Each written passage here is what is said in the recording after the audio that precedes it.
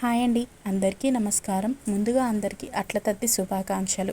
అసలు ఈ అట్ల తద్ది ఎవరు జరుపుకోవాలి, ఎందుకు జరుపుకోవాలి, అసలు అట్ల తద్ది రోజు అమ్మవారికి అట్లు నైవేద్యంగా ఎందుకు పెడతారు, దాంట్లో ఉన్న అంతరార్థం ఏమిటి, అట్ల తద్ది వ్రత కథ, ఇవన్నీ ఇప్పుడు ఈ వీడియోలో తెలుసుకుందాం. అట్ల తద్ది లేదా అట్ల తదియ తెలుగువారి ముఖ్యమైన పండుగల్లో ఒకటి. ఇది ఆశ్వయుజ బహుళ తదియ నాడు జరుపుకుంటారు. కన్నెపిల్లలు ఎంతగానో ఎదురు చూసే పండుగ ఇది. కాబోయే భర్త గురించి వారి ఊహలు ఆశలు నెరవేరాలని కోరుకుంటూ నోచుకునే నోము. ఈ పండుగలో ప్రత్యేకం. తెలుగింటి ఆడపిల్లలంతా ఉత్సాహంగా జరుపుకునే పర్వం ఇది. తెల్లవారుజామున తొలి కోడి కూత కూయగానే నిద్రలేచి చేతికి పండిన గోరింటాకును చూసుకొని మురిసిపోతూ ఉంటారు. తక్కువగా పండితే ముసలి మొగుడొస్తాడేమో అని చెప్పి వేళాకోళాలు ఆడుకుంటూ ఉంటారు. పొద్దు పొడిచేలోపే చద్దన్నం తినడం, ఆడపిల్లలంతా ఒక చోట చేరి ఆటలాడడం, ఉయ్యాలలూగటం అన్నీ సరదాలే. దీన్ని ఎక్కువగా కృష్ణా గోదావరి జిల్లాలలో ప్రత్యేకంగా జరుపుకుంటూ ఉంటారు. ఈ అట్ల తద్దిని కొన్ని ప్రాంతాలలో చంద్రోదయ ఉమావ్రతం అని కూడా పిలుస్తారు. ఈ అట్ల తద్దిని పెళ్లి కాని వారే కాక పెళ్లి అయిన వారు కూడా ముత్తైదువులకి తాంబూలాలతో గౌరీ పూజలతో ఎంతో ఉత్సాహంగా జరుపుకుంటారు.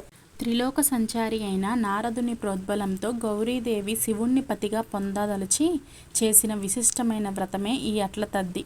స్త్రీలు సౌభాగ్యం కోసం చేసుకునే వ్రతం కూడా ఇదే.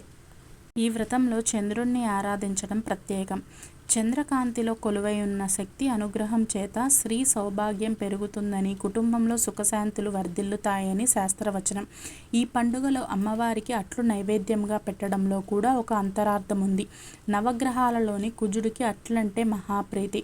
అట్లను ఆయనకు నైవేద్యంగా పెడితే కుజదోష పరిహారమై సంసార సుఖములో ఎటువంటి అడ్డంకులు రావని నమ్మకము. రజోదయమునకు కారకుడు కనుక ఋతుచక్రం సరిగ్గా ఉంచి ఋతు సమస్యలు రానివ్వకుండా కాపాడతాడు. అందువలన గర్భాధారణలో ఎటువంటి సమస్యలు ఉండవు. మినుములు పిండి బియ్యపు పిండి కలిపి అట్లను తయారు చేస్తారు. మినుములు రాహువుకు, బియ్యము చంద్రుడుకు సంబంధించిన ధాన్యాలు.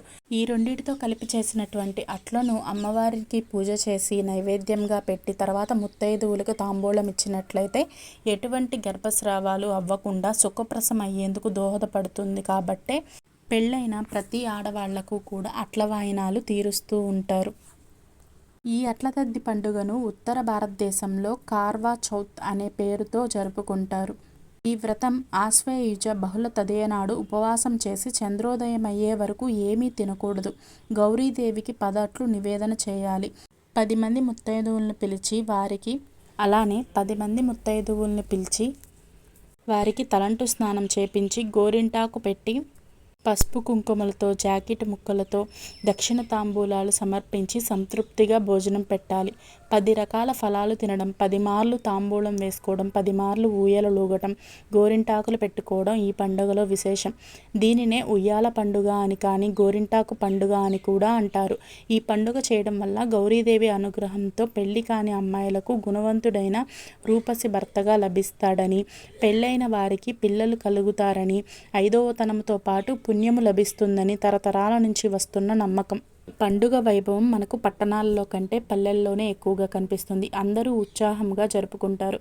తొలి కోడి కూత కూయగానే నిద్రలేచి ఉట్టి కింద కూర్చొని గోంగూర పచ్చడి, కంది పులుసు మొదలైన వాటితో చద్దన్నం తిని తాంబూలం వేసుకుంటారు. ఇక అప్పటి నుంచి నిద్రపోరు. ఆటపాటలతో గడుపుతారు. అట్ల తద్దోయ్, ఆరట్లోయ్, ముద్దపప్పోయ్, మూడట్లోయ్ అని పాటలు పాడుకుంటూ ఊయలలూగుతారు. ఉయ్యాలలు ఇంట్లో కాక తోటల్లోకి వెళ్ళి పెద్ద పెద్ద చెట్లకు వేసుకొని కూడా ఊగుతారు. ఈ పండుగను అందరూ బాగా జరుపుకుంటారు. అందుకే అష్టాదశ వర్ణాల వారికి అట్ల తద్దే అనే పేరు వచ్చింది. అట్ల తద్ది వ్రత కథ. ఒకప్పుడు రాజుగారి కుమార్తె, మంత్రిగారి కుమార్తె కలిసి నోము నోచుకోసాగారట. రాజుగారి కుమార్తె ఎంతో సుకుమారి. సాయంత్రం గడిచే లోపలే నీరసంతో స్పృహ తప్పి పడిపోయింది. అది చూసి భయపడిన ఆమె అన్నగారు చెట్టుకి ఒక పెద్ద అద్దం కట్టించి కింద నిప్పును పెట్టారు.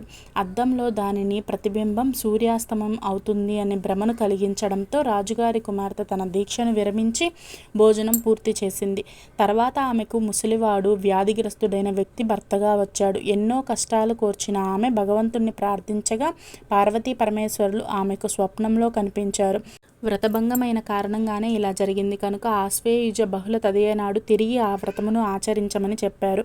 ఆమె ఆ విధముగానే నిర్విఘ్నంగా వ్రతమును ఆచరించి అక్షింతలు తీసుకొని తన భర్తపై చల్లగా ఆయన దీర్ఘాయుష్మంతుడై యవ్వనవస్తుడుగా మారిపోయాడు.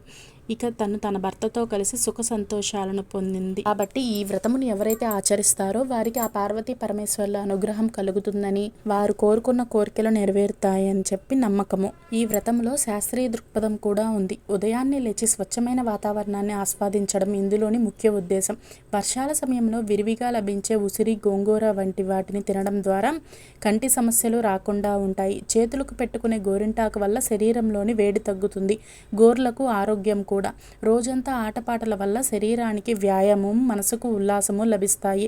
పచ్చని చెట్ల నీడలో గడపడం వల్ల ఆరోగ్యకరమైన గాలిని శరీరానికి అందించిన వాళ్ళమవుతాము. ఉపవాసం వల్ల జీర్ణక్రియ సక్రమంగా పనిచేస్తుంది. స్త్రీలకు మానసికంగా, శారీరకంగా ఉత్సాహాన్ని అందించడం ఈ పండుగ యొక్క ప్రత్యేకత అని ఇట్టే అర్థమవుతుంది. సాంప్రదాయ వాడకమైన, శాస్త్రీయ దృక్కోణమైన, పెద్దలు చెప్పే ఆచారమైనా సరే మన జీవితాల్లో మార్పును తీసుకురావాలి, అది మంచి వైపు నడిపించాలి అనే ముఖ్య ఉద్దేశము మాత్రమే. ఈ హైటెక్ యుగంలో పండుగలను కూడా సినిమాలతోనూ షికార్లతోనూ గడిపేస్తున్నారు.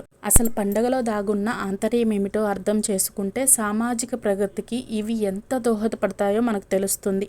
అందరికీ అట్ల తద్ది శుభాకాంక్షలు.